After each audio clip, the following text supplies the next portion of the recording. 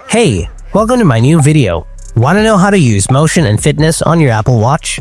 By doing this, you can track your steps, calories, and activity levels all day long. In this video, I'll show you how to use the motion and fitness feature on your Apple Watch. So without wasting any more time, let's get started. Open up the fitness app on your Apple Watch.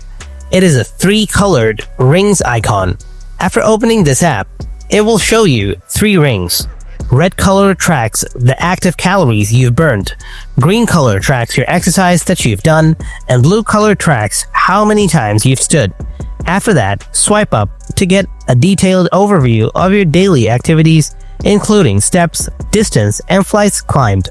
And that's it for today. This is how you can use the motion and fitness feature on your Apple Watch. Hope you found this video helpful. If you did, then drop a like, and if you have anything to ask, then let me know in the comment section below. Thanks for watching. I'll catch you in the next video. Until then, stay tuned.